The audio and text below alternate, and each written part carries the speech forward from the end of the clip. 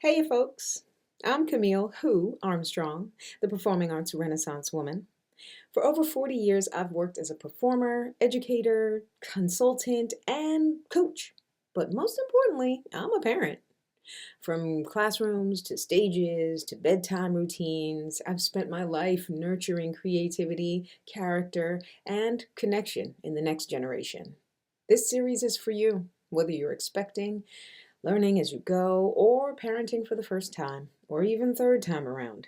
I'm here to share the insights, tools, and real talk I've gathered over 4 decades of hands on experience. Welcome to Camille Who, the Child Whisperer. I'm so glad you're here.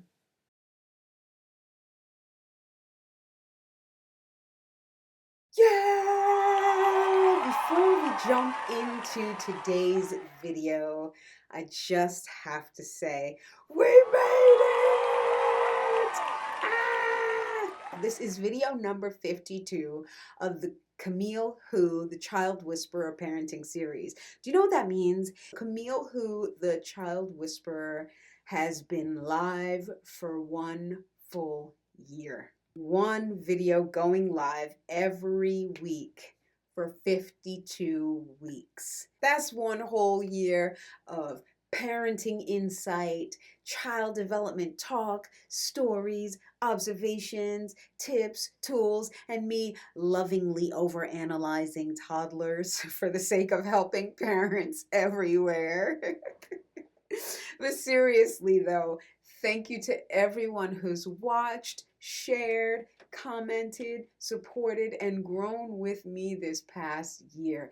It really means so much more than you know. We've covered everything from meltdowns to manners, picky eaters to playground behavior, and somehow we're still going. So here's to 1 year down, many more to go, and continuing to raise the next generation with wisdom, intention, love, and maybe a little less panic. All right, let's jump into today's video. What if potty training becomes easier the moment we stop forcing it too early? What if it's more about being able to see the clues of where your child is developmentally and then going by those, taking it off of those cues? One of the biggest mistakes parents make is starting potty training based on the pressure from others, age charts, daycare expectations, comparison to other children, and also like just generational things. My mama did, and my father and my grandmother, and this is what they all did, and back in their, whatever. Instead of observing developmental readiness. Now I've seen, and and maybe it works and maybe it doesn't, but really I feel like it's ineffective. I've seen many parents put their child, and this has been going on for generations, right? We don't know any better. So, but I've seen plenty of parents like, oh, if we start putting our child on the potty as soon as they're sitting up, or start putting them on the potty so they're just kind of, familiar with it at age 1, and they're playing with their toys on the potty. I mean, like, yeah, but like, I mean, where's it getting you, right? Maybe it's making them more comfortable being on the potty. I don't know. I'm not sure. Um, for many different reasons, I'm sure parents do this, but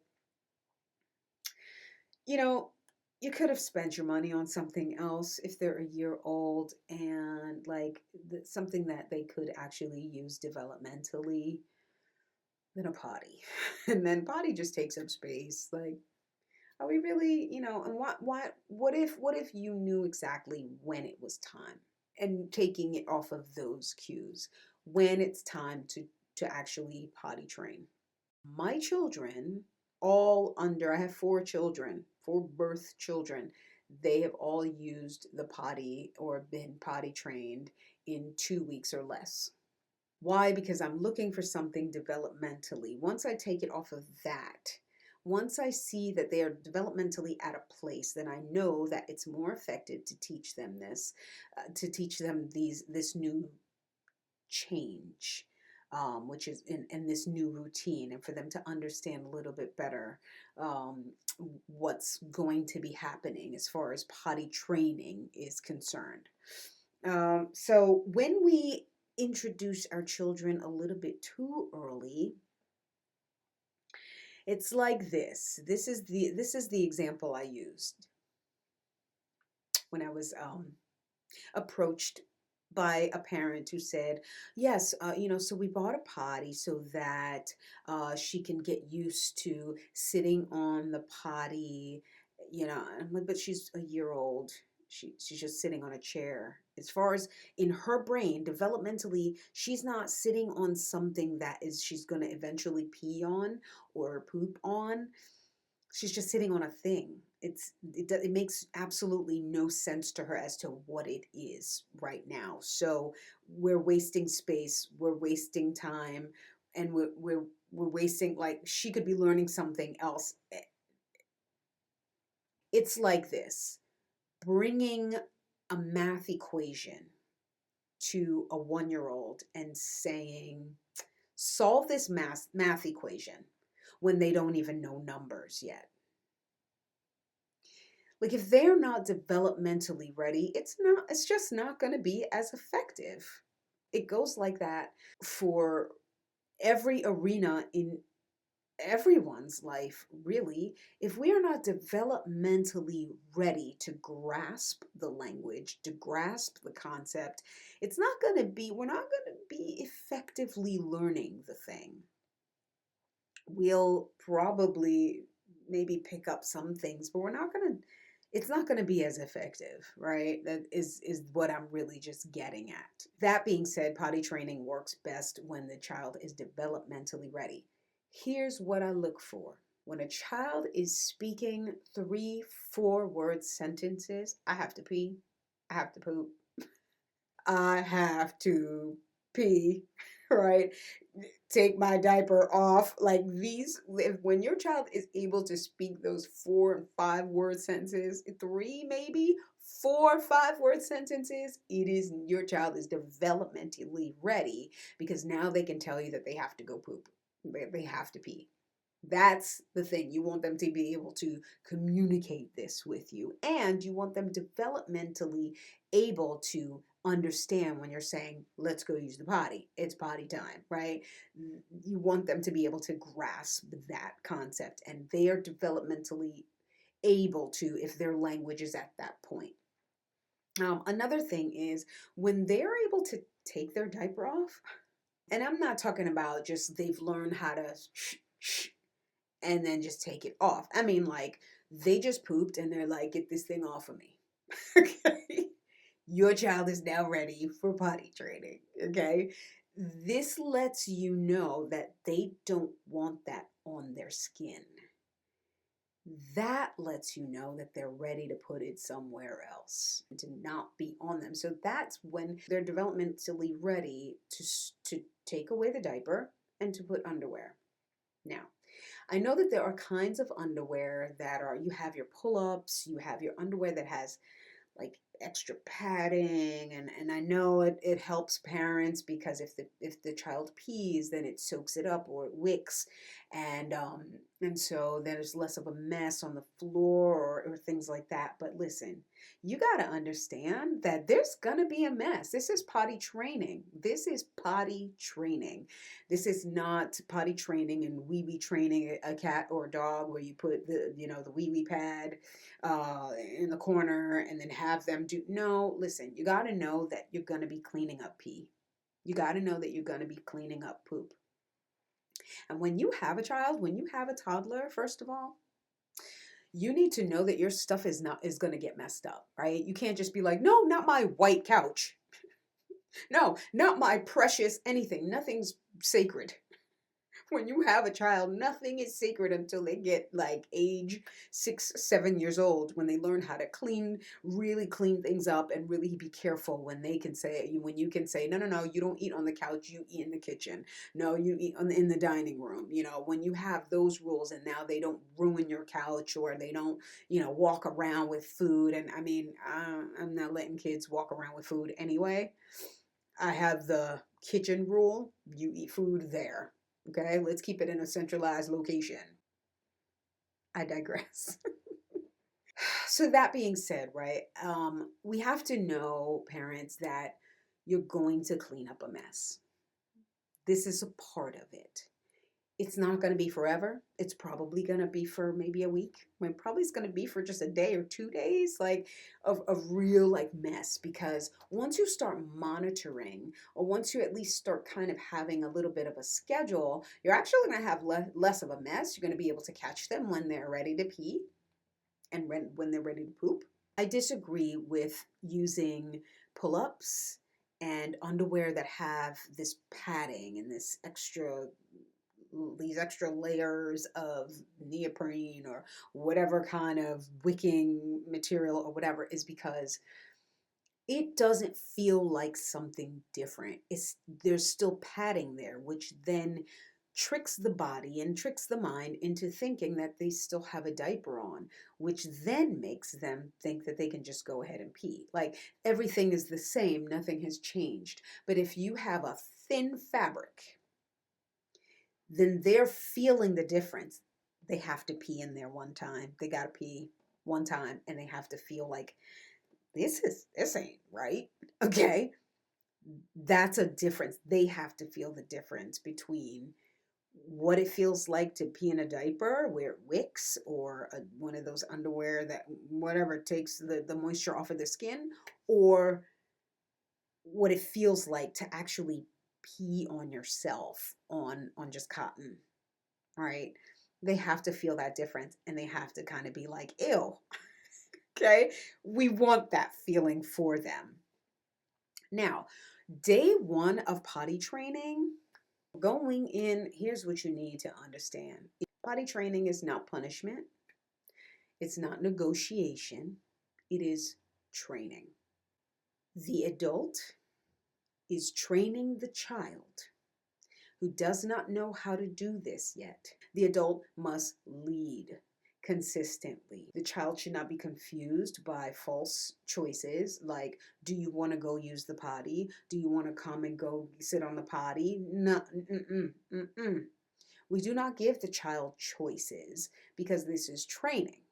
They don't know yet, and they don't know what they need. They are being trained to do something they've never done before. When you say to a child, do you want to go potty? You're giving them a choice. As far as they're concerned, you've given them a choice. So that means they can choose whether or not they want to go to potty. But if they say no, right? They don't want to stop playing toys just to go use a potty. They don't want to go stop doing, what they're hanging out, they don't want to stop that to go use the potty. They're going to say no naturally, and then you take them anyway. That's confusing and that's unfair. You have given them the false illusion that they have a choice, and they don't. They're being trained. We go, come on, let's go potty. That's it. It's potty time. Or set an alarm. Oh, the alarm just went off. Time to go use the potty. We say, okay, it's potty training time. Training means I need to teach you how to do this. And it's not going to be easy at first. Listen, you want to read a bunch of books, you want to buy a bunch of potty books, like, okay, fine, right? I did it without any potty books, poopy books, any kind of like programs on TV that showed how. They'd be like, whatever. I just knew they knew how to talk, and I knew that they knew how to take their diaper off when, oh, poop is there. Okay? I knew that at that point, now it's time for us to do potty training. Here's a real underwear. Okay? By the time I got to my fourth child, by the way, it took him a few hours. He was potty trained in a few hours, and I'll tell you why. He just underwear. He didn't really feel the difference between a diaper, but that morning he pooped and he took his diaper off. It's like, can you take this off, please? And I was like, oh, hey, I guess it's potty training day. All right, that was it. It wasn't like, okay, I don't need to have this conversation with you and prepare you, my 2-year-old child, and this is potty training, and this is what we're gonna do, and this is no. I just knew it was potty. Okay, guess it's potty training time. Great, already had the underwear ready to go. Now, I already know this is my fourth child at this point. I know there's gonna be a mess. I know that I'm gonna be cleaning stuff up. I know I'm gonna be washing underwear, right? So what happened was my child peed, he peed through the underwear, didn't really know the difference or the feeling of, or the pee pee feeling, didn't know any of that. Like, whoa, hey, all right, cool, okay, then, like, take the underwear, had to hand wash it and hang that. I got to maybe five underwear by the end. I think it was like, I don't know, midday or the sort of early, like, or late afternoon, and I ran out of underwear. Okay, at that point there was nothing. I wasn't going to go back to diapers.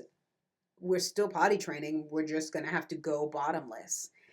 And you know what my child did? He had to pee again. And because nothing was there to catch it, he went, oh! I said, what happened? I gotta pee. Okay, let's go. He peed on the potty. Why? Because he knew he stopped himself. First of all, by the end of the day, he knew what that feeling was. It was coming. He knew that he didn't know, obviously with the underwear before, he didn't know to stop himself because there was still something there to catch it, right? It was still something there. It was still a sensation of something there. So he didn't know that, oh, I have to stop it before it goes on to the fabric, right? But he knew to be like, nothing's there. And I got the feeling, right? And so I put him on the potty and he peed. From that moment on, and for the rest of his age, the rest of his second year, we just went bottomless. He was potty trained in a few hours. Now, granted, if we went out somewhere, we knew we were going to be out for a few hours and we're not going to use public toilets or anything like that, then I would put on pull ups. Then I know that, okay, those can go on and he can pee, no big deal. All right, he can pee in the pull ups, not a big deal. And then come back home, take it off, and go bottomless. He went bottomless the rest of that age 2 year. By the time, of course, we get to age 3, I mean, like, he was able to say, I have to pee, I have to poop, anywhere that we went, he was going with underwear. Well, we were done. We were done. But anyway, that's my experience. That's one of those things you can actually test. Um, so yeah, I do suggest, like, when a child is not really getting the concept of the potty training but you really don't have to worry about all of that if you are timing things and if you're getting them to the potty during certain times of the day. Potty training is not punishment. Potty training is not negotiation, it is training. The adult has to train the child. The child has to be trained. The child is not going to tell me, I'm not going to tell you, the adult, I don't want to do this, or I don't want, no, I don't, no, no, no, no, no. This is training. Okay? And when you learn how to do it, then I don't have to train you anymore. All right? Here's what we're doing.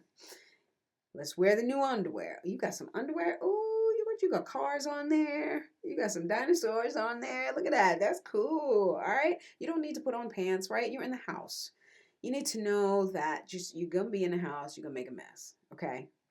The way to minimize the mess is, first of all, I would say go one day, just sort of seeing how often they pee. It's a good gauge to see what they do, to see how often they pee, to see if they recognize the feeling or anything like that. It's a good gauge to just really feel your child out. I know, but don't be trying to keep nice furniture when you got a child in the house, okay? You start doing a schedule. Routines matter. So setting certain times in the day, like after they've eaten, you can do 10-15 minutes after they've eaten or drank. You can do as soon as they wake up in the morning. You can do right before nap time. You can put on a diaper, and then right after nap time, they get up, sit them on a potty. Right before bath time, right after bath time. Set those times throughout the day. You will minimize on the mess. Calm repetition. Just do these things. Bam, bam. You make a mistake. We don't make a big deal out of it. Oh, it's okay. We just have to clean it up. It's no big deal. Just clean it up. Get you another underwear. Bam. Done. We don't need to make a big deal of poop. We don't make a big deal out of, oh my God, oh, that's so smell. Oh, like, please, like, your poop don't stink. Okay? This is a mess, and we just clean it up. It's not a big deal. Oh, you poop. Okay. Well, next time we're going to try it. If you get the poop feeling, try to poop on the potty. Okay? We're going to try and catch it. Right? We're going to try and catch it the next time. Monitor when they are pooping, because then you might be able to catch it next time. You want to be clean. Clean that potty. Rinse it out. Dump it. You get them in the habit of washing their hands. Children thrive on expectations when expectations are clear, when they are simple, when they're predictable, and when they're repeated consistently. They thrive on that. Okay, why? They know it's coming. They can count on it. They're more compliant. When your child uses the potty successfully, you celebrate. Ah, yeah, you potty, you peed in the potty. I do things like, yeah. And so the child, they pee and then they go, yeah. Things like that. I mean, there's whatever your language is in your house, your celebration language, by all means, go for it. Just celebrate. But we don't want to give them rewards, because potty training is something that we all need to do because we are all humans. This is something, it's a life skill. You don't get a reward for a life skill.